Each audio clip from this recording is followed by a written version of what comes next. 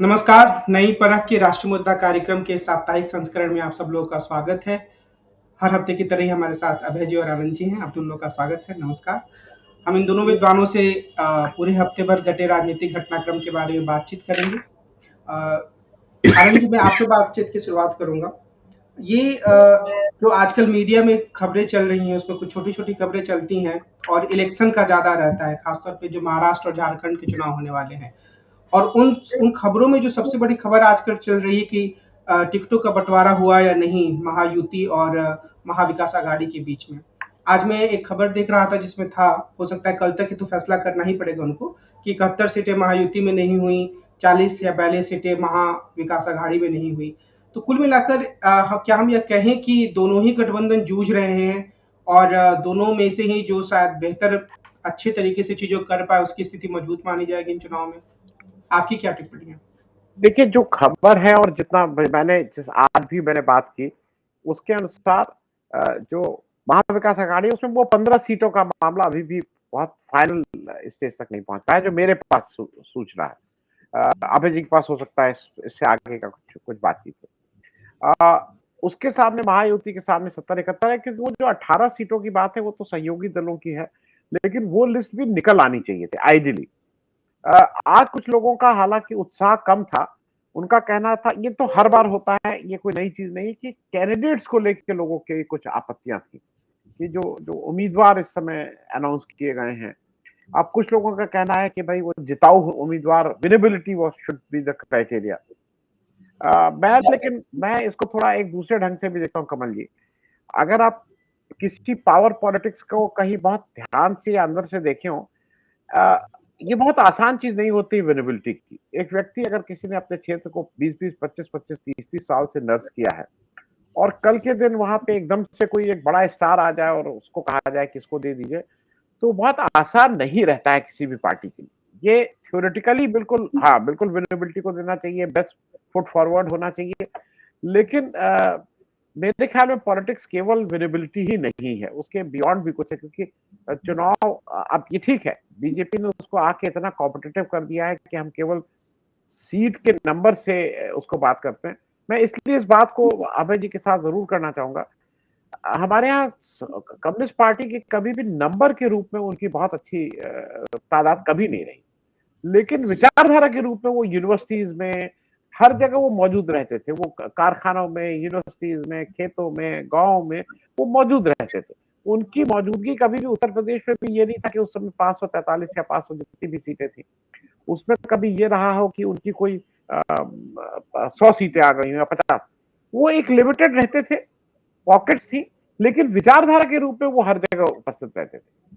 उसी तरह से कमोबेश स्थिति समाजवादी लोगों की रहती थी। समाजवादी पार्टी में जो उनका शीर्ष नेतृत्व है, वो चुनाव हारा ज्यादा है, जीता कम है। मैं पुराने समाजवादियों की बात कर रहा हूं, मैं समाजवादी पार्टी पर से की बात नहीं कर रहा हूं।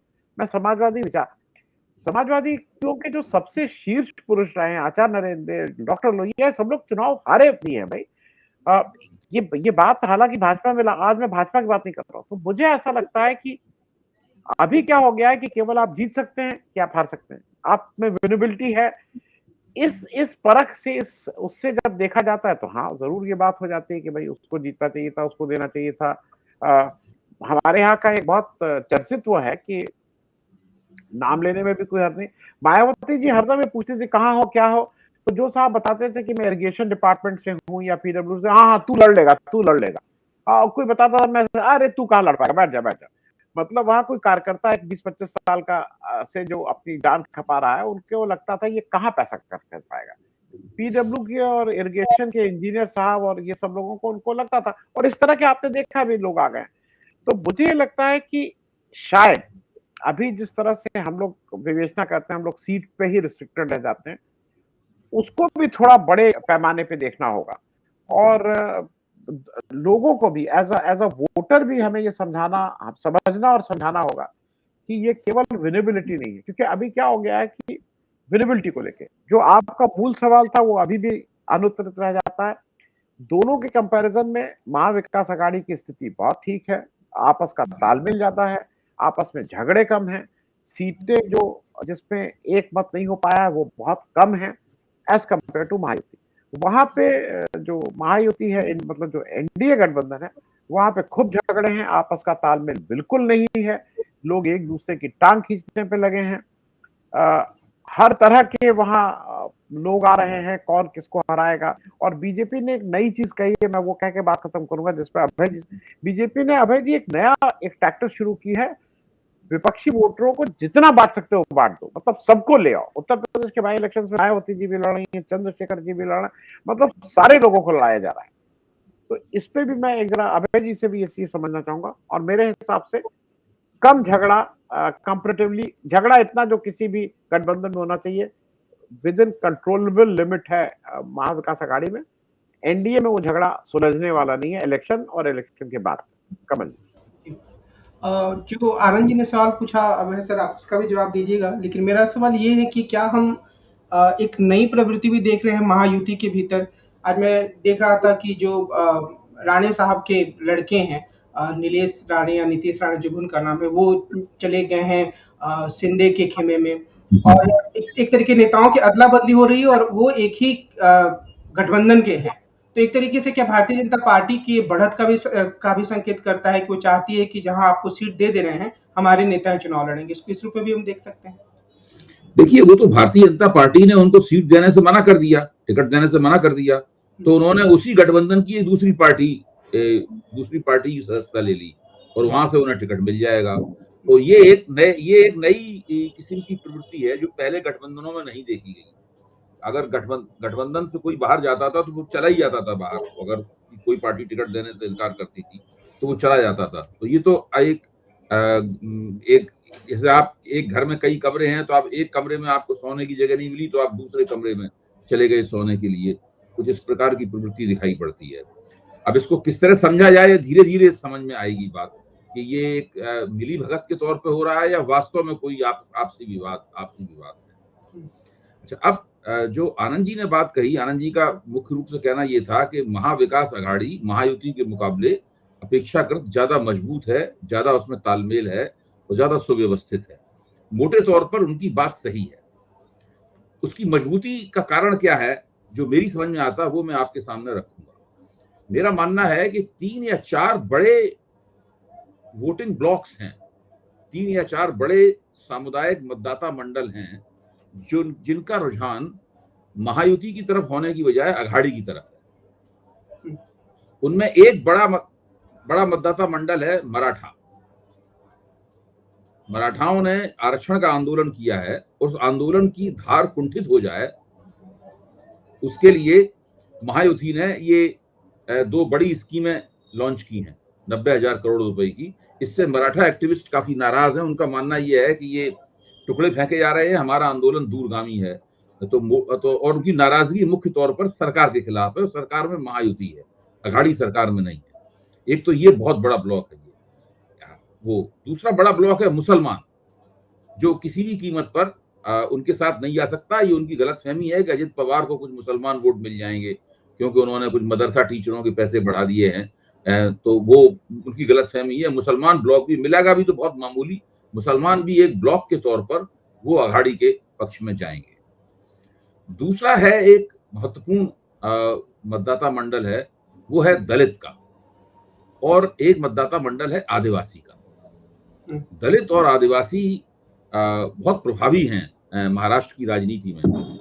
आमतौर पर उनकी चर्चा कम होती है। आप वो न केवल अपने जो सीटें उनके लिए आरक्षित की गई हैं उसकी वजह से प्रभावी हैं, बल्कि जो अनारक्षित सीटें हैं वहां भी उनकी आबादी, कई ऐसी बहुत सी सीटें हैं जहां पे उनकी आबादी 20-20% तक है, तो वहां भी वो प्रभावी हैं। अगर आप महाराष्ट्र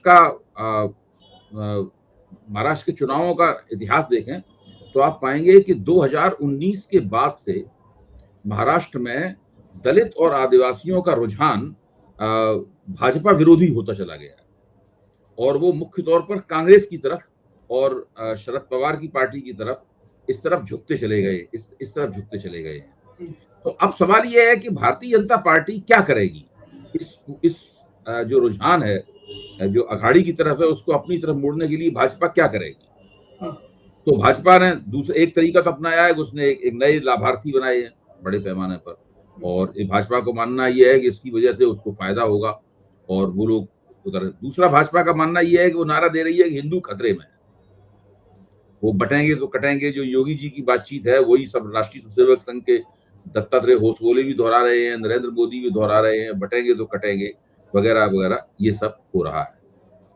अच्छा, अब दिक्कत की बात क्या है कि इस प्रकार का नारा हिंदू खतरे में है, ये तो पिछले 100 साल से दिया जा रहा है।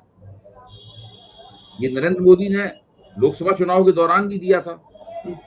पूरी 20वीं सदी हिंदू खतरे में है के नारे की सदी है, अगर भारत की राजनीति पर गौर किया जाए तो। अगर इस नारे को देने से हिंदुओं में कोई राजनीतिक एकता हो जाती बहुत बड़े पैमाने पर, तो कभी की हो चुकी होती। राष्ट्रीय स्वयंसेवक संघ 100 वर्ष से इसके लिए काम कर रहा है, 1925 से लेके अभी तक। तो इसकी वजह से कुछ जो हिंदू एकता होती है, हिंदू राजनीतिक एकता होती है, वो क्या इस नारे की वजह से होती है या उसका कोई कारण कुछ और है, इसका श्रेय इस नारे को दे दिया जाता है। मेरा मानना है कि इस नारे का कुछ असर होता होगा, लेकिन इतना असर नहीं होता है इस नारे का। इसकी वजह से पिछले 10 साल में खासतौर से 2019 तक, 2014 से 19 के बीच में कई निर्वाचन क्षेत्रों में और कई प्रदेशों में हिंदू राजनीतिक एकता 45 से 60% के बीच की देखी गई। और जब 45 से 60% वोटर एक जगह आते हैं तो उसमें सभी समुदायों के वोटर उसमें शामिल होते हैं, तभी 45 से 60% का आंकड़ा बनता है। तो क्या ये हिंदू खतरे में है का नारा देके ये 45 से 60% की एकता तैयार की गई है? मेरा प्रश्न ये है, और इसका जवाब मेरी निगाह में ये है कि नहीं। भारतीय जनता पार्टी ने जो दुर्बल समुदाय हैं उनको ये एक आश्वासन दिया था कि हम आपको राजनीति में एक समान धरातल देंगे, सत्ता का एक वाजिब सही लोकतांत्रिक बंटवारा हम लोगों के बीच में होगा। इसलिए हमको ब्राह्मण बनिया पार्टी केवल मत मानो, हम दलितों के और ओबीसी समुदाय के भी के हकों का ख्याल रखेंगे। अच्छा, हिंदू समुदाय बहुत बड़ा है, 80% हिंदू है देश में, और वो एकीकृत समुदाय, वो मतलब एकात्मक समुदाय नहीं है, वो बहुलात्मक है, हम लोग जानते हैं इस बात को। तो हमेशा सत्ता के बंटवारे का प्रश्न हिंदू समुदाय की राजनीति का केंद्रीय प्रश्न रहा है। सामाजिक न्याय का आंदोलन उसी वजह से उभरा है, दलित आंदोलन उसी वजह से उभरा है। ये आंदोलन रातों रात केवल हिंदू एकता के नाम पर दब के खत्म नहीं हो जाएंगे। जब कभी इन आंदोलनों की पैरोकारी करने वाली पार्टियों की साख और नेताओं की साख कभी कभी गिर जाती है। मेरा मानना है कि 2014 में नरेंद्र मोदी जब प्रधानमंत्री पद के उम्मीदवार हुए थे, उस वक्त इन पार्टियों और नेताओं की साख सबसे नीचे थी। इसका फायदा भाजपा को हुआ और इन समुदायों ने धीरे धीरे भाजपा की बात भी सुनी और उधर वोट शिफ्ट होना शुरू हुआ। लेकिन 2019 के बाद से इन समुदायों को समझ में आया कि ये मामला वैसा नहीं है जैसा हमें बताया जा रहा है। दरअसल ये है ब्राह्मण बनिया पार्टी, और जब आप इसकी जांच करें तो आप पाएंगे कि भाई जो विधानसभाएं कॉन्स्टिट्यूट हुई भाजपा के नेतृत्व में, जो लोकसभा भाजपा के नेतृत्व में तैयार हुई, उसमें भाजपा ने किन लोगों को टिकट दिया, उसमें कौन लोग संख्या में ज्यादा थे, कौन लोग ज्यादा जीत के आए, क्या हुआ, कैसे हुआ, इन आंकड़ों के ऊपर गौर करें। हम लोग कई बार इन आंकड़ों को पेश कर चुके हैं, तो पाएंगे कि दुर्बल समुदायों का भारतीय जनता पार्टी के प्रति जो पुराना शक था कि ये ब्राह्मण बनिया पार्टी है, वो शक दोबारा पैदा हो गया। वो शक अगर नहीं होता तो विपक्ष ने जो प्रचार किया था संविधान की किताब लेकर, उस पर भरोसा करने का कोई कारण नहीं था। उन्होंने क्यों उस पर भरोसा कर लिया? क्योंकि वो अब फिर से उनके दिमाग में ये बात आ गई है कि ये पार्टी जो हमें लेवल प्लेइंग फील्ड देने की बात करती थी, वो मिल नहीं रहा है हमें लेवल प्लेइंग फील्ड। अच्छा, अब आप फिर से जैसे ही 2024 के चुनाव नतीजे आए लोकसभा के, और आपको लगा कि दलित वोट भी छिटक रहा है, ओबीसी वोट भी छिटक रहा है, जो अति पिछड़ा वोट भी छिटक रहा है, तो वो आदिवासी वोट भी कम हो रहा है। किसी इन वोटों की कोई गारंटी नहीं रह गई है, हो सकता कभी मिले, हो सकता कभी ना मिले। तो ऐसे तो हिंदू एकता बड़ी अस्थिर किस्म की रहेगी, कभी तो हिंदू एकता होती हुई दिखाई देगी, कभी बिखरती हुई दिखाई देगी। तो ये सारे लोग एक स्वर से हिंदू खतरे में है, हिंदू खतरे में है, बटोगे तो कटोगे, इस प्रकार के नारे देने लगा है। योगी आदित्यनाथ हों, दत्तात्रेय होसबोले हों, चाहे नरेंद्र मोदी हों, या भारतीय जनता पार्टी के तमाम प्रवक्तागण हों, वो सब यही नारा देते हुए नजर आते हैं। मुझे तो ये विश्वास नहीं है कि इस नारे की वजह से दोबारा भाजपा के पक्ष में हिंदू एकता खड़ी हो सकती है। भाजपा को दोबारा हिंदू एकता खड़ी करनी है तो उसे ये इन बिरादरियों को झांसा देना बंद करना होगा। हिंदू होने के नाम, हिंदू सब लोग, अगर किसी से कहा भाई आप हिंदू हैं तो लोग कहेंगे हाँ हिंदू हैं, दलित भी कहेगा हम हिंदू हैं, आदिवासी भी मोटे तौर पर मान लेगा हाँ ठीक है हम हिंदू हैं, हम रामनवमी मनाते हैं, हनुमान जयंती मनाते हैं, वो मान लेगा। लेकिन इस सवाल पे आप झांसा मत दीजिए उनको राजनीति में हिस्सेदारी चाहिए, सत्ता में हिस्सेदारी चाहिए, संगठन में हिस्सेदारी चाहिए। हिंदू समाज बहुत बड़ा समाज है, उसका केंद्रीय प्रश्न, अगर लोकतंत्र की बात हम करते हैं, केंद्रीय प्रश्न ये है कि समाज के भीतर सत्ता का बंटवारा कैसे होगा। ये केंद्रीय प्रश्न मुस्लिम समाज में भी है, इसीलिए पसमानदा आंदोलन वहां पे है। ठीक है वो ज्यादा प्रभावी हो गया, ज्यादा बड़ी चुनौती नहीं पेश कर पाया अभी तक, लेकिन वहां भी है ये स्थिति।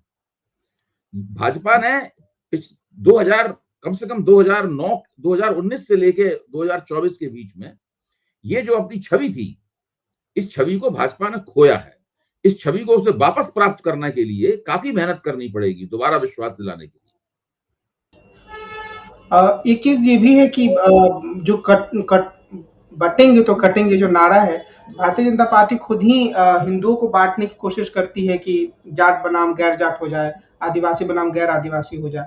तो उसी संदर्भ में आनंद सर, झारखंड की जो राजनीति है उसमें बाकी सारी बातें तो चल रही हैं, शायद दीपावली के बाद और चुनाव के तरफ वो लोग अग्रसर हों, लेकिन मैं कुछ बयान पढ़ रहा था हेमंत सोरेन के, जिसमें वो आदिवासियों के खिलाफ भारतीय जनता पार्टी ऐसी बात तो कह ही रहे थे, ये भी कह रहे थे कि एक आशंका है कि हो सकता है कि ईवीएम में भी गड़बड़ी हो जाए। तो मेरा दो स्तरों पर सवाल है आपसे, एक तो झारखंड की मौजूदा राजनीतिक स्थिति को आप कैसे देख रहे हैं, क्या कुछ नई तरह के घटनाक्रम आपको दिख रहे हैं, और दूसरा ये कि क्या आपको ये लगता है कि विपक्षी दल जो ईवीएम का मसला चुनाव के पहले चुनाव के बाद थोड़ा बहुत उठाते हैं, उसको लेकर वो गंभीर हैं, उस पर कुछ विमर्श बना पा रहे हैं, उस पर उनके भीतर कुछ चिंतन चल रहा है, इसकी आपकी कोई जानकारी है? कमल जी, मैं अगर आप इजाजत दे तो मैं 2 मिनट उस बटोगे तो कटोगे और इस पे एक उसको और विस्तार दे दूं। मेरा अभय जी, मेरा ये मानना है कि जो बटोगे तो कटोगे, इसका एक दूरगामी परिणाम ये हो रहा है, जैसे मैं देख सकता हूं कि इससे बीजेपी जैसी जगहों पे योगी आदित्यनाथ की जो पोजीशन है वो स्ट्रांग होती है, क्योंकि उनकी दिक्कत क्या हो रही है, योगी आदित्यनाथ के पीछे न उतने विधायक हैं, न उनके पास उस तरह के वोट है कि वो कोई, उनके पास जो है वो यही है बटोगे तो कटोगे का नारा, मतलब वो उनकी ताकत है। और जब इसको आरएसएस भी इंडोर्स करने लगे, मोदी जी भी इंडोर्स करने लगे, हालांकि मोदी जी इसमें सिद्धस्त है, किसी भी चीज को कह के दूसरे दिन उससे विड्रॉ कर ले, तो एक तो मुझे ये लगता है कि लॉन्ग टर्म में शायद वो ये गिव अप कर रहे हैं कि अभी फिलहाल के लिए वो लड़ाई पे सीज फायर रहेगा, जो हम लोग देख रहे हैं। दूसरा मुझे मेरा एक मानना यह है कि अभी जो बात कमल जी उठा रहे हैं झारखंड को मद्देनजर रखते हुए, उसमें एक चीज मुझे बिल्कुल ठीक से याद है, जब हम लोग यूनिवर्सिटी में थे तो हमारे यहाँ एक मुफ्ती ही साहब था, ना नाम भूल रहा हूँ लखनऊ यूनिवर्सिटी में, वो एक आईएएस अधिकारी को कि वो वीसी बनेगा, तो स्टूडेंट यूनियन की तरफ से आया कि भाई क्यों वीसी आपने हुआ, कि उसमें एडमिनिस्ट्रेटिव स्किल ज्यादा होती है। तो कहा कि भाई एक किसी यूनिवर्सिटी में आपको एडमिनिस्ट्रेटिव स्किल चाहिए कि उसकी एजुकेशनल स्किल चाहिए, और अगर एडमिनिस्ट्रेटिव स्किल है तो वहां का जो थानेदार है उसको बना दो वीसी, क्योंकि थानेदार से अच्छी एडमिनिस्ट्रेटिव स्किल तो ना आईएएस की होती है, ना प्रिंसिपल सेक्रेटरी की होती है।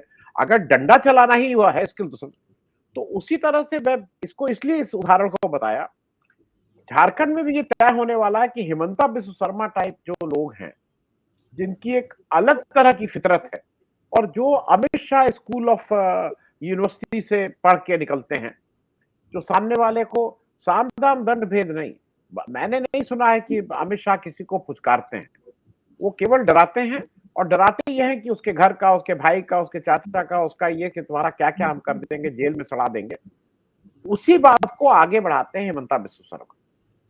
तो झारखंड में एक ये भी अब टेस्ट होगा कि आने वाले समय में, जैसे झारखंड में ये है अमित शाह वहां के कैप्टन हैं, तो अब आने वाले समय में क्या इसी तरह के लोगों के इर्द गिर्द राजनीति घूमेगी, क्योंकि धीरे धीरे आप देखते जा रहे हैं कि जो रेगुलर नेता है, सरजू राय को ये इतने वापस लेके आए, पुराने नेता हैं, डिसेंट हैं, जेपी आंदोलन के हैं, उनको एक सीट से ज्यादा उनका कोई सुझाव नहीं लिया जा रहा है, वो वैसे ही हैं। तो एक तो झारखंड में इस बात पे भी एक बहुत कुछ मेरी नजर रहेगी कि हिमंता बिस्व शर्मा वहां कितने सफल होते हैं, क्योंकि ये भी केवल सीट की बात नहीं है, ये एक इस विचारधारा की बात है कि हेमंता बिस्वा शर्मा और अमित शाह ही अगर इस देश को इस तरह के लोग चलाएंगे तो ठीक है। फिर हम लोग को प्रशांत किशोर को भी ये मानना चाहिए कि बिहार इलेक्शन में प्रशांत किशोर भी कुछ करने की स्थिति में होंगे, क्योंकि कहां से ताकत मिल रही सबको पता है। अब रही बात केवल झारखंड की, झारखंड में भी वही स्थिति है। झारखंड में मुझे ऐसा लगता है कि दोनों जगह लोग कह तो रहे हैं, लेकिन दोनों जगह नेतृत्व की कोई बात नहीं है। हेमंत सोरेन का नेतृत्व में कोई दिक्कत नहीं है, हेमंत सोरेन की लीडरशिप में कोई दिक्कत नहीं है। वो जेल में रहते हुए भी सब कुछ उन्होंने करना चाहा, लेकिन वहां बीजेपी उस तरह से स्वीप नहीं कर पाई। हेमंत सोरेन की पत्नी जो मूल रूप से उड़ीसा के आदिवासी लार्जर जो ग्रेटर झारखंड है उसकी वो बाशिंदा हैं, लेकिन वैसे अगर सीमाओं में बांधे तो वो झारखंड की ओरिजिनल बाशिंदा नहीं है, वो उड़ीसा के बैकग्राउंड से आते हैं, उड़ीसा वाली वो है। तो उनका भी इस समय प्रभाव क्षेत्र है, और उनका प्रभाव क्षेत्र इसलिए मैं बोल रहा हूँ वो स्पेसिफिकली कि महिलाओं के बीच उनकी पैठ अच्छी है। मुझे अभी भी एक चीज समझ में नहीं आ रही कि वहां पे अडानी वाले मामले को पिछले इलेक्शन में तो वो मामला उठाया गया था कि गोड्डा के प्लांट को हम वो करेंगे, संथालों के वो जो 3 गांव है उसमें हम जमीन वापस दिलाएंगे। इस बार वो मुद्दा मेरे कान में अभी तक नहीं आया है। अब वो हो सकता है कि आने वाले समय में आ जाए। आदिवासियों का प्रभाव क्षेत्र है, आदिवासियों का दो राज्यों के ऊपर ये माना जाता है, छत्तीसगढ़ और झारखंड की, भैया आदिवासी इसमें कुछ ना कुछ प्रभाव डालेंगे। कितना प्रभाव डालेंगे देखने वाला है। लोकसभा इलेक्शन में चीजें ठीक नहीं थी, आदिवासियों के जो इलाके थे वहां से मतलब जो संयुक्त वो था वो रहा है। वहां के सेटलमेंट में कोई दिक्कत नहीं है। पुराने चुनाव में भी जो जेएमएम था वो ज्यादा सीटें लड़ा था, कांग्रेस कम सीटें लड़ा था, कांग्रेस लोकसभा ज्यादा लड़ा था, विधानसभा कम लड़ा था, तो वहां पे सेटल्ड है, वहां पे कोई इस तरह के झगड़े नहीं। तो झारखंड को भी मैं देख रहा हूं कि शायद जब शुरू हुआ था तो हम लोग महाराष्ट्र में इंडिया गठबंधन को ज्यादा स्ट्रांग मान रहे थे और झारखंड में फाइट बराबर की मान रहे थे, लेकिन आज मैं थोड़ा रिवाइज करूंगा, मेरी बहुत से लोगों से पिछले 2 दिन में बात हुई, शायद झारखंड में मैं थोड़ी एज मानूंगा इंडिया गठबंधन की। महाराष्ट्र में सब कुछ होने के बाद भी इलेक्शन बिल्कुल एक तरफा नहीं है, लेकिन झारखंड में मेरे हिसाब से जो इंडिया गठबंधन है उसकी एज है। दोनों में ये फर्क आया है पिछले 10-12 दिन में मेरे हिसाब से। कमल जी। अब सर ये जो हम इस पे चर्चा कर चुके हैं कि बटेंगे तो कटेंगे, इस नारे की, क्या ये योगी आदित्यनाथ की वापसी के रूप में भी प्रस्तुत किया जा सकता है कि उनके द्वारा दिए गए नारे को प्रधानमंत्री दोहराते हैं, दत्तात्रेय होसबोले दोहराते हैं, तो ये कह सकते हैं कि एक तरीके से प्रधानमंत्री के बाद योगी आदित्यनाथ की जो स्थिति थी वो उन्होंने फिर से हासिल कर ली है? देखिए, इसमें जो पत्रकारों की और समीक्षकों की दुनिया है, अगर आप उसमें तरह तरह के लोगों से इस बारे में चर्चा करें कि योगी आदित्यनाथ का भविष्य क्या है, तो 2-3 तरह की बातें निकल कर आती हैं। एक बात तो ये निकल के आती है कि अगर योगी आदित्यनाथ को नरेंद्र मोदी और अमित शाह हटाना चाहते थे तो उन्होंने इस काम में बहुत देरी कर दी। जैसे और देरी होती जाती है वैसे वैसे उनके हटाए जाने की संभावनाएं और भी कमजोर होती जाती है। दूसरी बात ये निकल के आती है, इसी देरी के कारण योगी आदित्यनाथ को अब एक बार फिर से अपने दबदबे वाले हिंदुत्व का चेहरा पेश करने का मौका मिल गया और उन्होंने वो जो कांवड़ यात्रा के दौरान जो आदेश निकाला था नाम वगैरह लिखने का भोजनालयों के सामने, वहां से लेकर और बटेंगे तो कटेंगे के नारे तक उन्होंने कुछ इस तरह की बातें कह दी हैं कि अब उनके बिना अब उनको उत्तर प्रदेश का मुख्यमंत्री बनाया ही रखा जाएगा। दूसरी बात ये निकल के आती है। तीसरी बात ये निकल के आती है कि योगी आदित्यनाथ का हटना इसलिए भी मुश्किल है क्योंकि राष्ट्रीय स्वयंसेवक संघ पूरी तरीके से उनके साथ है और उसका हाथ उनकी पीठ पे है। लेकिन एक और बात निकल के आती है जो इन तीनों बातों को खंडन करती है, वो ये है कि राष्ट्रीय स्वयंसेवक संघ कुछ भी कहता रहे और योगी आदित्यनाथ कितनी भी हिंदुत्ववादी कट्टरपंथी राजनीति की बातें करते रहे, अमित शाह और नरेंद्र मोदी यही चाहते हैं कि इनको हटाया जाना है। और ये संदेश उन्होंने उत्तर प्रदेश के दोनों मुख्यमंत्रियों को दे रखा, दोनों उप मुख्यमंत्रियों को दे रखा। दोनों उप मुख्यमंत्री अपने चहेते पत्रकारों से जो बातचीत करते हैं उसमें वो यही कहते हैं कि इनको तो हटना ही है, थोड़ी देर सवेर की बात है, थोड़ी देर हो रही है, इस बात को लेकर वो भी चिंतित हैं, लेकिन हटना ही है। तो आप ऐसे पत्रकारों से बात करें तो वो पत्रकार आपको बताएंगे नहीं नहीं वो तो हटना तय है, वो योगी जी का हटना तय है। इस प्रकार की बातें, ये 3-4 तरह की बातें निकल कर आती हैं। मुझसे अगर पूछा जाए तो मेरी जो जो तर्क सोचने का तरीका है उसमें मुझे यही लगता है कि अगर उनको हटाना था तो अभी तक हटा देना चाहिए था, और जितनी ज्यादा देर होती जाएगी हटाना उतना ही मुश्किल होता चला जाएगा। यहाँ तक कि उपचुनावों के नतीजे क्या होते हैं, हमारे उपचुनावों के भाजपा के खराब नतीजे रहते हैं, तो उसका तुरंत मतलब ये नहीं निकाला जा सकता कि फिर तो इसका फायदा उठाकर उनको हटा दिया जाएगा। भाई उपचुनाव है। जब लोकसभा के नतीजे इतने खराब रहे, जिसकी वजह से उत्तर प्रदेश में हार की वजह से ही तो नरेंद्र मोदी का बहुमत चला गया, तो लोकसभा के नतीजे इतने खराब रहे और उसमें जो योगी आदित्यनाथ की जो भूमिका थी वो आला कमान की जो डिजाइन थी उस डिजाइन के खिलाफ ही थी भूमिका। हर तरह से वो आला कमान की डिजाइन के खिलाफ भूमिका थी उनकी, और उसकी जो जांच कमेटी बैठी उस जांच कमेटी ने भी उनके खिलाफ ही रिपोर्ट दी। उनकी सरकार ने असहयोग किया, ये सब उसमें लिखा। इसके बावजूद तो जांच कमेटी की रिपोर्ट में लिखा गया है कि भाई सरकार ने सहयोग नहीं दिया लोकसभा चुनाव लड़ने में, सरकारी अधिकारियों ने सहयोग नहीं दिया, और इससे बड़ा और प्रमाण क्या होगा आला कमान के पास। इसके बावजूद भी तो आला कमान उनको नहीं हटा पाया। तो ये एक ऐसी स्थिति है, मुझे लगता है कि पूरी तरीके से योगी आदित्यनाथ पहले के मुकाबले मजबूत हुए हैं। उपचुनाव के नतीजे जो भी हों, उनको हटाना उत्तरोत्तर मुश्किल होता चला जा रहा है। और ये जो लाइन पकड़ी है भारतीय जनता पार्टी और राष्ट्रीय स्वयं संघ ने कि हिंदू खतरे में है और बटोगे तो कटोगे की लाइन पकड़ी है, ये इस लाइन ने भी उनको मजबूत किया। आनंद सर, क्या भारतीय जनता पार्टी के नए अध्यक्ष को लेकर कोई सुगबुगाहट, कोई खबर है मीडिया में, या फिर ये मामला भी ठंडे बस्ते में ही है? मुझे लगता है जैसे कभी कभी होता नहीं है कि टाइम आउट ले लिया जाता है, वो कहते हैं टाइम आउट, तो हरियाणा के बाद वो टाइम आउट लिया गया है कि अभी पक्के तौर पे ये नहीं है कि मोदी जी ही की चलेगी। मोदी जी को अगर ये महाराष्ट्र इलेक्शन मोदी जी की झोली में आ जाता है तो फिर नड्डा जी टाइप आप किसी को भी, अनुराग ठाकुर से लेके जो भी जिसको चाहेंगे मोदी जी और अमित शाह, वो कोई भी हो सकता है। लेकिन अगर महाराष्ट्र इलेक्शन इनके हिसाब से नहीं होता है तो मुझे लगता है कि फिर वही बेसिकली वही वर्चस्व की बात है। और अभय जी और हम लोग इस पे कई बार बात कर चुके हैं, थोड़ा वो हमें लगता है कि सामने वाले को कंफ्यूज करने की भी बात होती है कि आरएसएस और बीजेपी दो अलग अलग हैं। मुझे लगता है सब लोग एक ही हैं, वो अपने हिसाब से कभी कभी कुछ ज्यादा कोई बोलता है, कोई कम बोलता है, कोई अपना, वो रोल सबका डिफाइंड रहता है और सब लोग ऐसे समय बोलते हैं कि दूसरे का नुकसान ना हो उसमें। लोग इसमें खुश होते रहे कि देखा देखा एक चैनल पे आया अभय जी कुछ और बोल रहे थे, आनंद जी, वो है सब एक ही मामला। वो अपने अपने हिसाब से अपना अपना रोल फिट किए रहते हैं और लोगों को कंफ्यूज किए रहते हैं। तो कहीं अभी महाराष्ट्र चुनाव तक तो इसमें फिलहाल टाइम आउट है, देखते हैं महाराष्ट्र चुनाव के बाद क्या होता है। कमल, अभय सर, एक घटना, छोटी सी घटना थी। जो चीफ जस्टिस ऑफ इंडिया हैं चंद्रचूड़ साहब, उन्होंने कहा कि अयोध्या मसले के पहले भगवान से उन्होंने सलाह ली थी या भगवान को याद किया था। तो उनका यह जो बयान है उसकी आलोचना हुई, लेकिन क्या हम ये भी कह सकते हैं कि जैसे आम जनता बात बात में धर्म का नाम लेती है, वैसे ही आजकल चीफ जस्टिस भी लेते हैं, एक सामान्य सी बात है।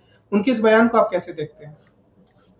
देखिए, मुझे लगता है कि ये जो कुछ जजों को जो विशेष किस्म का महत्व मिल जाता है, उनकी दृश्यमानता, उनकी विजिबिलिटी बहुत ज्यादा बढ़ जाती है, तो वो मीडिया हैप्पी हो जाते हैं और वो अपने आप को मीडिया में रखने की कोशिश करते हैं बार बार। और जो चंद्रचूड़ साहब जो हैं वो नरेंद्र मोदी की ही तरह बहुत कैमरा प्रिय भी हैं। वो दूसरी जगहों पे भी जाते हैं तो अपनी तस्वीरें खिंचाएं, वो लगातार कैमरे की निगाह में रहें, मीडिया में। मोदी इतना तो नहीं, मोदी तो नेता है तो बहुत ज्यादा उनका वो मीडिया एक्सपोजर बहुत ज्यादा है। चंद्रचूड़ साहब का भी ये है। अब इस प्रकार की बात उन्हें कहने की क्या आवश्यकता थी?